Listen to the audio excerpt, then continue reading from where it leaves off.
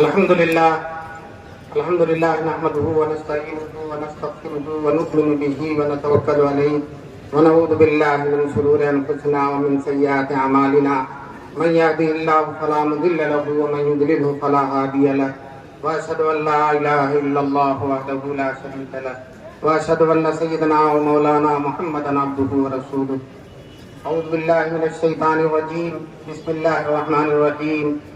ان اولیاء اللہ لا خوف علیہم ولا هم یحزنون. صدق اللہ العلی العظیم. بندگی میں گھٹ کے رہ جاتی ہے مثل جوئے شیر. بندگی میں گھٹ کے رہ جاتی ہے مثل جوئے شیر اور آزادی میں بہرے بے قرار ہے زندگی. حضرت محتمم صاحب اور دیگر معزز حضرات، یہ پروگرام بہت مختصر ہونا ہے. ایک اچھی خاصی لمبی تقریر آپ کے سامنے ہو گئی ہے اور بہت ساری ضروری باتیں آپ کے سامنے آ چکی ہیں. اب بہت زیادہ کوئی چیز کہنے کی میرے پاس نہیں رہ گئی.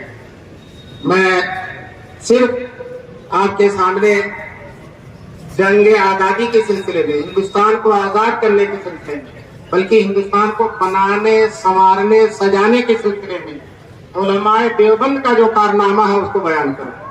اور یاد رکھیے، ابھی مولانا منیر صاحب شعر پڑھ رہے تھے، 100 بار سنوارا ہے ہم نے اس ملک کے گیسوئے برہم کو.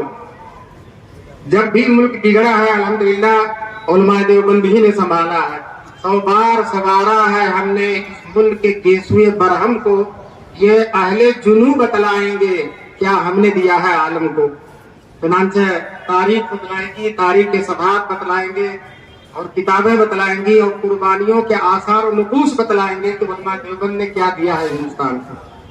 جب انگریز 1857 میں پورے طور پر غالب ہو گیا اور اس نے اعلان کر دیا، انگریز کے وزیر تعلیم لارڈ میکالے نے اعلان کر دیا کہ اب سارے ہندوستان پر ہماری حکومت ہے، ہمارا جھنڈا پورے ہندوستان میں لہرا رہا ہے، تو اب پورے ہندوستان میں دین عیسائیت بھی پورے ہندوستان کے اندر قائم ہو جائے اور پورے ہندوستان کو عیسائی بنا لینا ہے. دوستو، اور بھی بڑے سارے مظالم تھے، مسجدوں کو شہید کرنا، علماء کو پھانسی دینا. انہوں نے صرف مسلمانوں کو ختم کرنے کا ارادہ نہیں کیا تھا بلکہ اسلام کو ختم کرنے کا ارادہ کیا. حالانکہ ان پاگلوں کو معلوم ہونا چاہیے کہ اسلام کی حفاظت کی ذمہ داری اللہ نے لی ہے اور وہ ان کے بس میں نہیں ہے. وہ ناک رگڑ رگڑ کر ان کی پوری ذریت قیامت تک مر جائیں لیکن اسلام کا کچھ ہونے والا نہیں ہے. اسلام ہے، رہا ہے اور آئندہ قیامت تک رہے گا انشاءاللہ. بہرحال جب ان کی زیادتیاں حد سے زیادہ گزر گئی تو علماء دیوبند، حاجی امداد اللہ مہاجر مکی رحمۃ اللہ علیہ، مولانا قاسم نانوتوی رحمۃ اللہ علیہ، مولانا رشید احمد گنگوہی رحمۃ اللہ علیہ، حافظ غانم شہید رحمۃ اللہ علیہ اور شیخ محمد تھانوی رحمۃ اللہ علیہ، یہ حضرات بیٹھے. خانہ بھون میں مشورہ ہوا کہ انگریزوں کے خلاف اب قدم اٹھانا ہے، عملی طور پر میدان میں آنا ہے اور منظم طریقے سے انگریزوں سے ہندوستان کو پاک کرنے کی کوشش کرنی ہے. چنانچہ اس میں شیخ محمد صاحب تھانوی وہ بڑے عالم تھے. انہوں نے ان لوگوں سے کہا کہ آپ لوگ انگریزوں سے جہاد کیسے کر سکتے ہیں؟ آپ کے پاس ہتھیار نہیں ہے، تیاریاں نہیں ہیں، افراد نہیں ہیں اور انگریز لیس ہیں ہتھیاروں سے، توپوں سے اور تلواروں سے اور بندوقوں سے. آپ ان کا کیسے مقابلہ کریں گے؟ تو حضرت مولانا قاسم نانوتوی رحمۃ اللہ علیہ نے کہا کہ کیا ہماری تعداد بدر والوں سے کم ہے؟ ہمارے ہتھیار اہل بدر سے کم ہے؟ پھر مولانا شیخ احمد نے یہ کہا کہ جو ہے جہاد کے لیے کوئی امیر ہونا چاہیے. ہمارا امیر کون ہے؟ کوئی امیر نہیں، کیسے جہاد ہو سکتا ہے؟ تو حضرت مولانا قاسم نانوتوی رحمۃ اللہ علیہ نے کہا کہ حاجی امداد اللہ صاحب ہمارے امیر ہیں، ان سے بڑھ کر شان عمارت کا اور کون حامل ہو سکتا ہے؟ ہر طرح سے عمارت کے لیے سزاوار ہے. تو حافظ غانم شہید تھے، کہنے کے مولانا بحث نہیں کرنی، مسئلہ سمجھ میں آ گیا، اب جہاد ہوگا. چنانچہ حضرات شاملی کے میدان میں جو بہت مشہور ہے، آج بھی وہ جگہ موجود ہے، وہاں ایک مدرسہ قائم ہے. وہ اس وقت میدان تھا، وہاں کے حضرات انگریزوں کے خلاف تلوار لے کر جو بھی ان کے پاس تھا وہ اکٹھا اور باقاعدہ بغاوت کا اعلان کر دیا. یہ جنگ آزادی ہے اور انگریزوں نے ان کا نام غدر قرار دیا تھا اس جنگ کا. یہ غدر ہے، حالانکہ وہ غدر نہیں ہے، وہ جنگ آزادی ہے، لیکن وہ غدر اتنا چلا کہ آج بھی ہم غدر ہی اس کو کہتے ہیں. بہرحال یہ بہت بڑا غدر ہوا کہ اس جو جہاد تھا اس کا نام انہوں نے غدر قرار دیا. جنگ شروع ہو گئی، انگریز پوری فوج کے ساتھ آ گیا، اور یہ بزرگان دین مولانا قاسم نانوتوی دبلے پتلے کمزور بیمار تلوار لے کر میدان جنگ میں اتر آتے ہیں اور بہادری کے ساتھ لڑتے ہیں. مولانا کو لڑنے کی قوت کو دیکھ کر، ہمت اور جرأت کو دیکھ کر ایک سکھ جو انگریزوں کے ساتھ تھے وہ ذرا سا مولانا لڑتے لڑتے تھک گئے تو تلوار پر ٹیک لگا کر کھڑے ہو گئے. وہ مولانا کے پیچھے آ کر اپنی تلوار تان کر کہتا مولوی بڑی بہادری دکھاتا ہے، اب بتاؤ. تو حضرت کے اوسان ختم ہونے اس وقت ملیں گے، تلوار سر پر ہے لیکن جو ہے بالکل اطمینان سے کہتے ہیں ذرا پیچھے دیکھ. اب وہ پیچھے دیکھنے لگا، مولانا نے مڑ کر اس پر حملہ کر دیا اور اس کو ہی ڈھیر کر دیا. اور اس میں مولانا قاسم نانوتوی رحمۃ اللہ علیہ کو گولی بھی لگی، کن پٹی میں گولی بھی لگی، اور بعد میں اس کے اثرات بالکل ظاہر نہیں کہ اللہ تبارک تعالیٰ نے حفاظت فرمائی. اسی میں حافظ ضامن صاحب جو سب سے پیش بڑے جوشیدے تھے وہ شہید بھی ہو گئے. انہیں معلوم تھا کہ مجھے شہید ہونا ہے. نیا کپڑا پہن کر آئے تھے، سرما لگا کر آئے تھے، نیا جوتا پہن کر آئے تھے کہ آج اللہ کے یہاں جانا، آج اللہ کے یہاں جانا، جامع شہادت نوش کرنا ہے. چنانچہ جب شہید ہو گئے تو کسی نے کہا تھا پورے آج یہ گانا گا رہی ہے خلد میں، پیر کے دن پیر خلد میں آ گئے، پیر کے دن ہمارے پیر جنت میں آ گئے کہ پورے گانا گا رہے ہیں. بہرحال یہ جنگ چلتی رہی، لیکن اس میں بظاہر ان علماء کو ناکامی ہو گئی.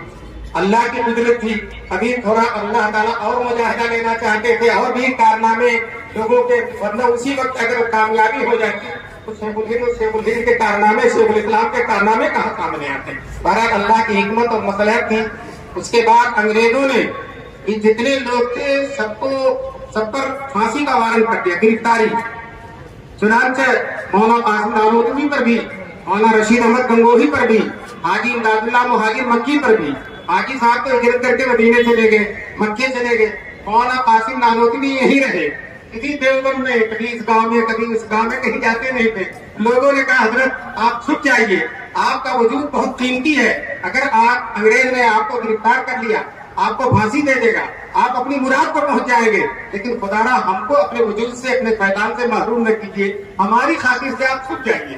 لوگوں نے بہت اصرار کیا تو دیوبند کے ایک مکان میں اوپر والے حصے میں چھپے رہے. 3 دن تک چھپنے کے بعد اوپر سے کہتے ہیں عورتوں پردہ کر لو، میں باہر جا رہا ہوں. چنانچہ باہر نکل آئے. لوگوں نے کہا کہ ابھی وارنٹ باقی ہے اور فوج تلاش کر رہی ہے، CID آپ کی طرف لگے ہوئے ہیں اور آپ باہر نکل آئے. کہنے لگے غار ثور میں ہجرت کے دن رسول پاک صلی اللہ علیہ وسلم نے 3 دن چھپے تھے، وہ سنت ادا کر. بتاؤ چھپنے میں بھی سنت پیش نظر ہے. چنانچہ جو ہے ایک دن چھتے کی مسجد میں بیٹھے ہوئے تھے، اس وقت دارالعلوم نہیں تھا، لیکن یہ چھتے کی مسجد تھی، دارالعلوم سے پرانی ہے مسجد. تو اس مسجد میں بیٹھے ہوئے تھے، کسی مخبر نے خبر کر دی کہ مولانا قاسم نانوتوی مسجد کے اندر بیٹھے ہیں. پوری فوج نے آ کر چاروں طرف سے مسجد کو گھیر لیا. مخبر نے صحیح خبر دی تھی، حضرت کو انداز چل گیا کہ مجھے گھیر لیا گیا، لیکن دانائی دیکھیے، زیرکی دیکھیے، ایمانی فراست دیکھیے. وہ اپنی جگہ سے ہٹ کر جگہ بیٹھ گئے، جہاں بیٹھے تھے وہ ہٹ کر دوسری جگہ بیٹھ گئے اور سر جھکا کے تصدیق پڑھ رہے. اور انگریز فوج مسجد کے اندر ہے، وہ اطمینان سے، تو اس فوجی کے اس افسر کے حاشیے خیال میں بھی نہیں آیا کہ ابھی مولانا قاسم ہوں گے. اس لیے کہ مجرم جس کو گرفتار کیا جا رہا ہے، گرفتاری کے لیے گھیر لیا گیا ہے، وہ تو گھبرایا ہوگا اور بڑے اطمینان سے پڑھ رہے. مولانا ہی سے پوچھتا ہے مولانا قاسم نانوتوی کہاں ہے؟ تو حضرت اطمینان سے کہتے یہیں بیٹھے تھے، دیکھ لی کہاں چلے گئے، یہیں بیٹھے تھے، دیکھ لیجیے کہاں چلے گئے. پھر اس کے بعد جو ہے حضرت باہر نکل آئے. شاید باہر کے فوج جو تھے انہوں نے سمجھا تھا کہ اس آدمی کو افسر نے باہر بھیج دیا، افسر نے بھگا دیا. چنانچہ بعد میں لوگوں کو پتا چلا وہی مولانا قاسم نانوتوی ہے. اسی طرح سے مولانا رشید احمد گنگوہی پر بھی جو ہے پھانسی کا آرڈر تھا اور ان کو تلاش کیا جا رہا تھا. حضرت گرفتار ہو گئے. مولانا قاسم کو گرفتاری سے بچ گئے، لیکن حضرت گنگوہی گرفتار ہو گئے. وہ کہتے تھے مجھے شروع میں تھوڑا سا تردد تھا کہ یہ جہاد ہے کہ نہیں ہے، اس لیے مجھے 6 مہینے کی سزا ملی. चुनाचा मौलाना गंगोही को गिरफ्तार करके मुजफ्फरनगर जेल में रखा गया और 6 महीने तक मुजफ्फरनगर जेल में रहे। लेकिन 6 महीने के अंदर हुआ ये क्या कि जेल में जो चोर थे, डाकू थे, मुजरिम थे, वो सब के सब मौलाना से के साथ इल्लल्लाह की दरबार लगाने लगे, इल्लल्लाह की दरबार लगाने लगे। हुकूमत ने देखा कि ये तो मुजफ्फरनगर का जेल खाना गंगोह की खानका बन गया, तो आफियत इसी में देखी कि मौलाना को छोड़ दिया जाए। चुनाचे मौलाना को भी छोड़ दिया गया। हज़रत शेखुल इस्लाम मौलाना हुसैन अहमद मदनी रहमतुल्लाह लिखते हैं कि अल्लाह ने गैर से इन हज़रात की हिफाजत फरमाई, इसलिए कि इनसे अल्लाह ताला को बड़ा काम भी लेना था, इनकी वजह से दारुल देवबंद को कायम होना था। अगर उसी वक्त गिरफ्तार हो गए थे और खत्म कर दिए गए थे तो फिर वो बगाही की सूरत दारुल बिना सामने आती। तो इनसे दारुल देवबंद को फिर कहा कि इन्हीं की तरबियत से शेख उद्दीन जैसे शेख को पैदा होना था। मैं कहता हूँ कि वो हजरत मदनी ने शेख हिंद के बारे में लिखा, मैं कहता हूँ कि उन्हीं हजरत की तरबियत से हजरत मदनी जैसे भी शेख को पैदा हुआ। वो भी शेख है बहादुर अब्बारा। जब शेख हिंद का जमाना आया और दारुल देवबंद में सदर मुदर्रिस हैं, शेखुल हदीस हैं, लेकिन वो जो उस्ताद की सोहबत से आजादी का जो रंग चढ़ा हुआ है, अंग्रेजों की मुखालफत का जो रंग चढ़ा हुआ है, वो रंग दिन ब दिन चढ़ता चला जा रहा है और वो हजरत को अपनी मंजिल की तरफ खींचता हुआ चला जा रहा है। चुनांचे हजरत शेखुल हिंद को अंग्रेजों से इतनी नफरत थी, क्योंकि अंग्रेज मुसलमानों का दुश्मन नहीं, इस्लाम का दुश्मन था, हक्कानियत का दुश्मन था। तो विस्टन जो यूपी का गवर्नर है, वो कहता है कि मौलाना महमूद हसन को हमसे इतनी नफरत है कि अगर इनको जला दिया जाए तो इनकी राख उधर से नहीं उड़ेगी जिधर कोई अंग्रेज खड़ा होगा। खुद अंग्रेज कह रहा है। हजरत जब माल्टा से वापस आए तो शागिर्द लोग बैठे हुए थे, कुछ अंग्रेजों की मजम्मत और उनके बुरे कामों का तस्करा चल रहा था। तो एक शागिर्द ने बतौर लतीफा कहा, अंग्रेजों की हर चीज खराब है, कोई चीज तो अच्छी होगी। तो शेख उद्दीन मजाहिया अंदाज में कहते हैं, इनका कबाब बहुत अच्छा होगा। बहरहाल अभी मौलाना ने रेशमी रुमाल का तस्करा किया, थोड़ा सा रेशमी रुमाल के बारे में बताऊं। शेख उद्दीन रहमतुल्लाह अलैह को जब ये एहसास हो गया कि अब पढ़ने पढ़ाने का वक्त नहीं है, अब मैदान में करने का वक्त है, तो यहाँ से जाने लगे। लोगों ने कहा, हजरत बुखारी कौन पढ़ाएगा, दारुल देवबंद की सदारत कौन करेगा? तो हजरत शेखुल हिंद ने कहा मौलाना अनवर शाह है, ये बुखारी पढ़ा लेंगे और जो है बुखारी पढ़ाने वाले बहुत से आ जाएंगे, लेकिन जो काम करना है उसे अब करना है। चुनांचे वहाँ हिजरत करके मदीने चले गए और प्लान क्या था, मंसूबा क्या था कि अफगानियों को तैयार करना है और तुर्कों को तैयार करना है। चुनांचे अफगानियों को तैयार करने के लिए अपने इंतहाई मोतमद शागिर्द मौलाना उबैदुल्लाह सिंधी को अफगानिस्तान भेजा, काबुल भेजा, और वो जाते वक्त तुमसे नहीं बताया, कहा जब वहां पहुंचोगे तो तुमको काम मालूम हो जाएगा। दोस्तों, इतने इताअतगुजार शागिर्द थे। मौलाना उबैदुल्लाह कहते मुझे कुछ नहीं मालूम था, बस इतना था कि मुझे काबुल जाना है। मैं किसी तरह से वहां चला गया और 6 साल तक रहा। वहां जाकर मालूम हुआ कि शेखुल हिंद मुझसे बहुत बड़ा काम लेना चाहते हैं।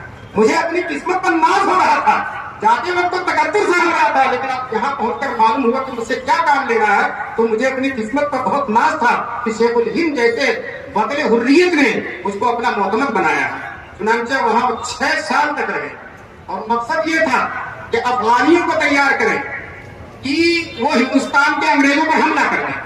अफगानी हिंदुस्तान के अंग्रेजों पर हमला कर दें और फिर खुद मदीने जाकर वहां तुर्कों की हुकूमत थी, तो तुर्कों के जिम्मेदारान अनवर पाशा, अफगानी पाशा, इनसे मुलाकात करके हजरत ने तुर्कों को भी इस बात पर आमादा करना कहा कि एक तरफ से अफगानिस्तान हमला कर दे और एक तरफ से तुर्की हमला कर दे और एक तरफ हिंदुस्तान में हिंदू और मुस्लिम मिलकर बगावत करें और अंग्रेज चक्की के 2 पार्ट में पिस जाएगा और खत्म हो जाएगा। कितना बड़ा प्लान था। तहरीक खिलाफत के मुसन्निफ काजी अदील अब्बासी लिखते हैं मदरसे में बैठने वाला, लेकिन इतनी ऊंची नजर है, कहते हैं फराज अर्श निगाहों में और खाक नश्म, आसमान की बुलंदी निगाहों में और मिट्टी में बैठे हुए। एक तरफ तुर्किस्तान को आमादा कर रहे हैं, एक तरफ अफगानिस्तान को आमादा कर रहे हैं। काजी अदील अब्बासी ने अल्लामा इकबाल का शेर शेखुल हिंद पर फिट किया और मैं कहता हूँ कि अल्लामा इकबाल का ये शेर अल्लामा इकबाल के शेर कहने के बाद से किसी पर इतना फिट नहीं होगा जितना शेखुल हिंद पर। वो कहते हैं जहां पानी से है दुश्वार तर कारे जहां भी, جہاں پانی سے ہے دشوار تر کاری جہاں بھی نہیں، جگر خوں ہو تو چشمے دل میں ہوتی ہے نظر پیدا، جگر خوں ہو تو چشمے دل میں ہوتی ہے نظر پیدا۔ پھر کہتے ہیں ہزاروں سال نرگس اپنی بے نوری پر ہوتی ہے، ہزاروں سال نرگس اپنی بے نوری پر ہوتی ہے، بڑی مشکل سے ہوتا ہے چمن میں دیدور پیدا۔ یہ دیدور شیخ الہند ہیں دوستو۔ وہ پروگرام ناکام ہوا اور جو ہے وہ تحریک ریشمی رومال جو ہے وہ پکڑی گئی۔ حالانکہ یہ ریشمی رومال یہ ہمارے بزرگوں کے نام کی تحریک نہیں ہے، یہ انگریز CID نے، حالانکہ ہماری تحریک کا ایک چھوٹا سا حصہ ہے ریشمی رومال۔ وہ یہ ہے کہ مولانا عبید اللہ سندھی نے اپنے کابل کے کارناموں کو اور یہاں جو ضرورتیں ہیں، آگے جو کچھ اب تک ہوا ہے، اس کی تفصیل شیخ الہند کے بعد مدینہ بھیجنا چاہا اور ایک صاحب کو ذمہ دار بنایا کہ آپ جائیے قاضی شاہ عبدالرحیم کو، حاجی عبدالرحیم کو دیجیے، وہ مدینے جا کر تفصیلات اپنے ہاتھ سے شیخ الہند دے دیں گے۔ لیکن راستے میں وہ خط CID کو لگ گیا اور CID نے اس کو پکڑ لیا۔ اسی بنا پر شیخ الہند کو بھی گرفتار کیا گیا۔ تو جو ہے اس کا نام انہوں نے رکھ دیا تحریک ریشمی رومال۔ حالانکہ وہ تحریک ریشمی رومال نہیں ہے بلکہ تحریک آزادی ہند ہے، تحریک آزادی ہند ہے۔ پھر اس کے بعد شیخ الاسلام شیخ الہند مالٹا سے چھوٹ کر آتے ہیں۔ مالٹا سے جب دیوبند پہنچے ہیں، دیوبند سراپا استقبال ہے ان کے لیے، یہاں شعرا شاعری کر رہے ہیں۔ ایک صاحب کہتے ہیں شیخ آئیں گے حسین احمد کو بھی لائیں گے ساتھ، شیخ آئیں گے حسین احمد کو بھی لائیں گے ساتھ، شیخ آنے کو ہے اور ساتھ ان کے فتح آنے کو ہے، مالٹا سے پھر نسیم جافزا آنے کو ہے۔ چنانچہ شیخ الہند چھوٹ کر ہندوستان آئے اور جب بمبئی ساحل پر پہنچے تو پورے ہندوستان کے علماء، گاندھی جی اور فلاح پورے ہندوستان کے علماء حضرت شیخ الہند کا استقبال کرنے کے لیے بمبئی پہنچے، سارے ہندوستان کے علماء۔ اور حضرت محمد مولانا اشرف علی تھانوی رحمۃ اللہ علیہ جو شیخ الہند کے شاگرد رشید ہیں، وہ تو نہیں جا سکے تھے، لیکن اپنے خادم کے ذریعے ایک شعر لکھ کر حضرت کی خدمت میں بھیجا تھا۔ شعر یہ تھا، سفینہ جب کی کنارے سے آ لگا غالب، سفینہ جب کی کنارے سے آ لگا غالب، خدا سے کیا ستم و جور ناخدا کہیے۔ یہ شیخ الہند کی خدمت میں شعر پہنچوایا تھا، لیکن انگریز چھوڑنے کو تو مجبور ہوئے۔ اتنی تحریکیں چلی، اتنے احتجاج ہوئے کہ انگریز چھوڑنے پر مجبور ہو گیا۔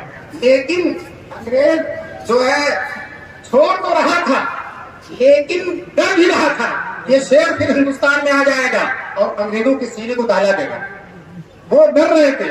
چنانچہ جہاز جب بمبئی کے ساحل پر آیا تو انگریزوں نے ایک سرکاری مولوی کو شیخ الہند کی خدمت میں کشتی پر بیٹھا کر جہاز کے اندر بھجوایا اور وہ مولوی صاحب جا کر رونے لگے، حضرت آپ کا وجود بہت قیمتی ہے، آپ چھوٹ گئے، اللہ کا بہت فضل و کرم ہے، اب آپ کی ہم ہندوستانی مسلمانوں کو ضرورت ہے، آپ دیوبند میں خانقاہ کھول کر سارے مسلمانوں کی باطنی اور روحانی تربیت کیجیے۔ مطلب یہ کہ خانقاہ کھول کر جب بیٹھ جائیں گے تو انگریزوں کے خلاف نہیں آئیں گے۔ انگریز چاہ رہا کہ خانقاہ میں بیٹھ جائیں، شیخ الہند کو جلال آ گیا، انہوں نے کہا کہ جو راستہ استاد محترم دکھا گئے ہیں وہ راستہ چھوٹنے والا نہیں ہے، اگر میرے جسم کے اندر طاقت نہیں ہوگی تو میں اپنے شاگردوں سے کہوں گا کہ تم مجھے چارپائی پر ڈالو اور پورے ملک کا دورہ کراؤ تاکہ میں انگریزوں کے خلاف بغاوت کروں اور انگریزوں کے خلاف جہاد کا اعلان کروں۔ دوستوں ابھی چھوٹ کر آئے بھی نہیں ہے اور بغاوت کا اعلان شروع کر دیا۔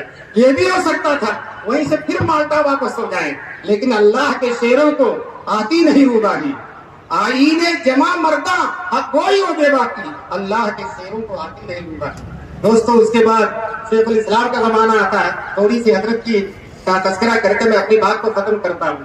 شیخ الاسلام نے اپنے بزرگوں کے نقش قدم پر، نانوتوی گنگوہی شیخ الہند کے نقش قدم پر انگریزوں کے خلاف تحریک شروع کر دی اور شیخ الاسلام کے 12-13 سال جیلوں کے اندر گزر گئی، 12 قیمتی زندگی جیلوں کے اندر گزری۔ ایک دفعہ حضرت نے انگریزوں کے خلاف کوئی زبردست تقریر کی تھی، انگریزوں نے گرفتار کر کے مراد آباد کی جیل میں ڈال دیا ان کو، مراد آباد کی جیل میں۔ دیوبند میں احتجاجی جلسہ ہوا، شاعر انقلاب انور صابری صاحب نے کھڑے ہو کر شعر پڑھا۔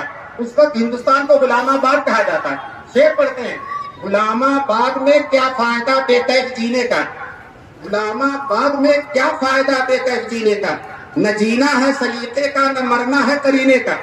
آخر میں شعر کہتے ہیں، عرب میں اور عجم میں پھر ہوئی نسبت نہیں قائم، قفس میں ہے مراد آباد کے بلبل مدینے کا، قفس میں ہے مراد آباد کے بلبل مدینے کا. جو صاحب جنہوں نے سنایا وہ اس جلسے میں موجود تھے، وہ کہتے تو پورا مجمع چیخے مار کر رو رہا تھا. پھر اس کے بعد حضرت شیخ الاسلام نے یہ فتویٰ دیا کسی مسلمان کے لیے انگریز کی فوج میں بھرتی ہونا حرام ہے، ناجائز ہے، انگریز کا تعاون کرنا ناجائز ہے. صاف صاف یہ بیان دیا. انگریزوں نے اس بیان کو بغاوت پر محمول کیا اور حضرت پر کراچی کے اندر مقدمہ چلا. ابھی بتایا گیا کفن لے کر ساتھ گئے تھے. جب بیان دینے کے لیے کھڑے ہوئے تو کھڑے ہو کر کہتے ہیں میں نے پہلے بھی فتویٰ دیا تھا، اب بھی دے رہا ہوں اور آج اور آئندہ بھی دوں گا کہ انگریز ظالم ہے، انگریز غدار ہے، اس کی کسی طرح سے اس کا تعاون کسی مسلمان کے لیے جائز نہیں ہے. اس کی فوج میں بھرتی ہو کر اس کی مدد کرنا جائز نہیں ہے. وہاں عدالت میں بھی مجرم اپنے جرم کا انکار کرتا ہے، لیکن یہ اللہ کے لیے مجرم بنا ہوا وہ اپنے جرم کا اقرار کرتا ہے. پھانسی دے دو کوئی بات نہیں ہے. چنانچہ انہی زمانے میں جب کراچی کا مقدمہ چل رہا تھا تو حضرت اپنے خاص آدمی کو خط لکھتے ہیں کہ اگر مجھے کچھ ہو جائے یعنی مجھے پھانسی دے دی جائے تو آپ لوگ رنج و غم نہ کیجیے گا، آپ رنج و غم نہ کیجیے گا، آپ رنج و غم کریں گے انگریز خوش ہو جائے گا، اس لیے انگریزوں کو خوشی ہونے کا موقع، خوش ہونے کا موقع نہ دیجیے گا. اور پھر یہ بھی لکھا ہم اگرچہ معمولی ہیں لیکن انشاءاللہ انگریز کو جلا کر ہم خاک کر دیں گے. اور پھر یہ شعر پڑھا ہے چرب کو ہم دل جلوں سے کام نہیں، جلا کے خاک نہ کرتے تو داغ نام نہیں. اس کے بعد جو ہے جب بیان دیا مولانا محمد علی جوہر بیٹھے ہوئے تھے، اٹھ کر مولانا کے قدموں کو چوم لیا. اللہ اللہ یہ جمعہ، اللہ اللہ یہ جمعہ. چنانچہ پھر جو ہے مولانا نے اپنی تقریر کے آخر میں یہ کہا کہ اگر برطانیہ سے وائسرائے ہندوستان میں اسلام کو مٹانے آئے گا تو اسلام کی حفاظت میں جو گردنیں کٹیں گی ان میں پہلی گردن حسین احمد کی ہو. تو یہ بیان دیا اور سارا مجمع مبہوت ہے. سب لوگ یہ سمجھ رہے تھے کہ پھانسی کی سزا ہو جائے گی اور یہ عدالت تنگ تھی تو ایک بڑے حال میں مقدمہ چلا تھا اور فوج ہر طرف سے بندوقیں توپیں تانے کھڑی ہوئی تھی کہ اگر اجازت ہوتی تو عدالت ہی کے اندر ان کو توپوں سے اڑا دیا جائے گا. جو چنانچہ توپوں کے بیچ میں، ان تلواروں کے بیچ میں، ان آہنی ہتھیاروں کے بیچ میں اللہ کا یہ شعر ٹہلتا ہے، کہتا ہے نہ مسجد میں نہ مندر میں نہ دیواروں کے سائے میں نماز عشق ادا ہوتی ہے تلواروں کے سائے. چنانچہ جو ہے انگریز نے جو سزا دی یہی سزا دی کہ ان کو 2 سال کی قید با مشقت دی جاتی ہے. 2 سال وہاں رہے پھر چھوٹ کر آ گئے اور پھر کوشش کرتے رہے یہاں تک کہ انگریزوں کا کان پکڑ کر ملک سے باہر نکالا. سہیل صاحب کہتے ہیں اللہ یہ فیض دعائے مدنی کا، حضرت مدنی کی دعاؤں کا فیض ہے کہ آج پورا ہندوستان آزاد ہے. اللہ تبارک تعالیٰ ہم سب کو اپنے ان بزرگوں کے نقوش قدم کو پڑھنے، سمجھنے، سیکھنے اور ان کے مطابق چلنے کی توفیق نصیب فرمائے. وآخر دعوانا